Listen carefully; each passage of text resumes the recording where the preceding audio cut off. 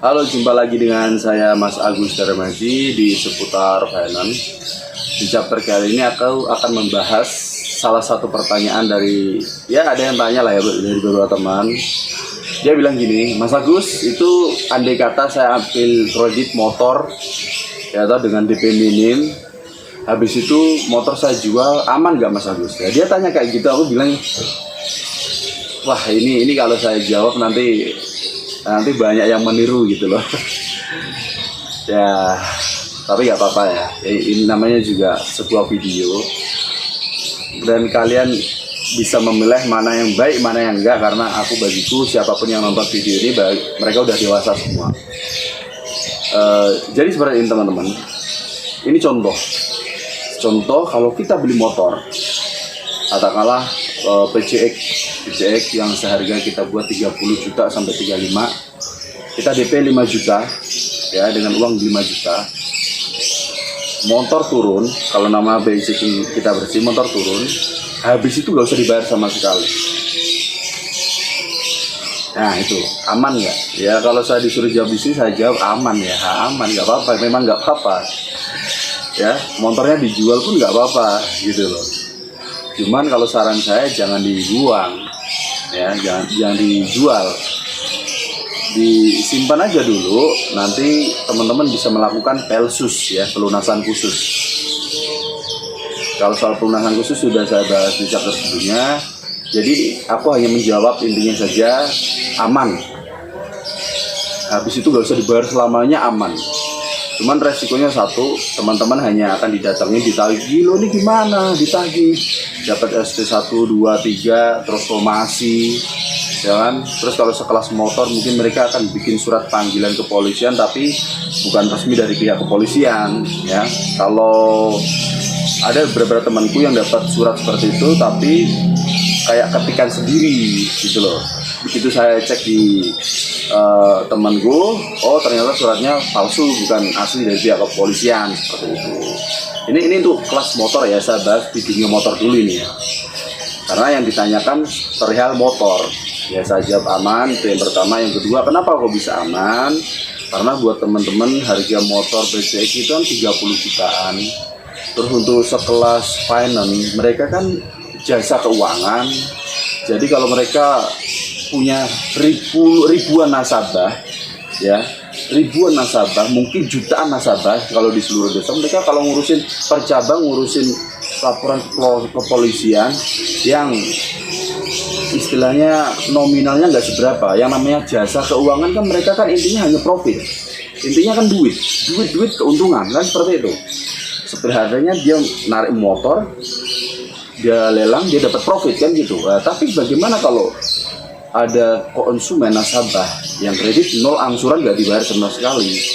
Yaitu tadi yang dibahas ya, apa yang kita terima nanti akan SP 1, 2, 3, somasi, terus laporan kepolisian, itu pun nggak resmi.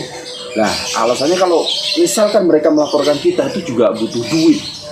Lah duitnya ini kalau sekelas motor untuk internal PAO atau head collection headnya atau kepala supervisor di bidang collection, di bidang penagihan ini, kalau duitnya nggak kuat gitu ya, nggak bisa diproses ya. Ini untuk sekelas motor aku terjawab ya. Kalau teman-teman masih nggak percaya, teman-teman bolehlah kredit motor PCX 5 unit, habis itu nggak usah dibayar, nol angsuran ya. Itu kemungkinannya misalkan kamu dapat panggilan kedua, panggilan kepolisian, itu juga prosesnya sangat susah ya. Kembali lagi ujungnya duit. Beda kalau kasus Ramor, beda, ini beda, aku bilang beda ya. Kalau Suramor itu ada orang, kita maling motor ya toh, terus kita jual, itu jelas pidananya. Dan ini motor bodong alias sangat panas, dan saya tidak menganjurkan buat teman-teman, siapapun teman-teman, sekuat apapun teman-teman, apapun pangkat teman-teman ya toh, untuk main motor bodong ini, jangan ya. Karena harganya nggak seberapa, katakanlah PCX bodong 10 juta ya toh, tapi hukum kriminalnya, penjaranya udah jelas banget.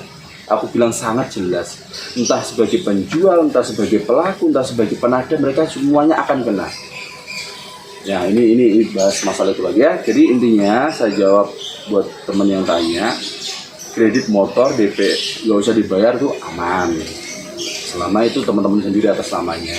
Ya terus pihak finance jelas ya bisa memproses teman-teman karena paling hanya menakut-nakutin, menggertak teman-teman. Ya karena memang susah mas, kalau diproses itu susah.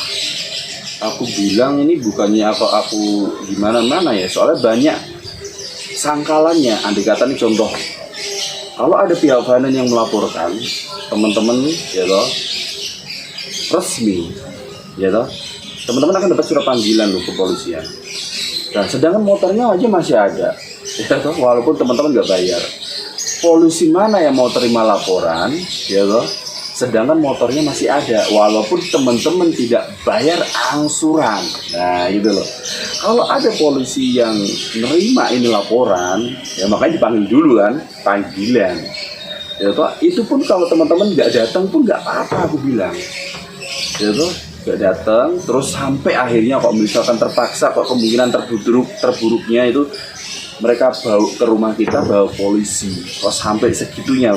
Artinya pihak internal ini dia sangat keluar uang banyak. Uang yang pertama, dia bikin surat panggilan aja dia pasti keluar uang. Nggak mungkin enggak. Beda cerita kalau real kriminal. Real kriminal itu artinya kita menangkap seorang maling ya, operasi tangkap tangan lah, itu nggak perlu kayak gitu. Tapi kalau sesuatu yang belum jelas, dia akan bikin kita panggilan. Nah, pihak finance ini, walaupun dia kan bayar gitu, bikin surat panggilan ini. Panggilan satu bayar, panggilan kedua bayar, apalagi sampai mengajak seorang kepolisian ke rumah kita untuk ngurusin masalah kredit. Kredit kan perdata ya, dasarnya kredit itu perdata. Jadi nggak ada polisi yang ngurusin hal seperti itu. Terkecuali perdatanya ini sudah menjadi kriminal seperti itu. Ini akan aku bahas di bab selanjutnya. Ya kurang lebihnya seperti itu ya buat teman-teman. Tapi jangan ditiru ya. Kalau teman-teman niru ya nanti teman-teman nggak bisa tidur. Memang aman, aku bilang aman. Pidananya memang nggak ada. Aku bilang pidananya nggak ada. Cuman ya jangan ditiru seperti itu. Oke, salam sedulur kanan.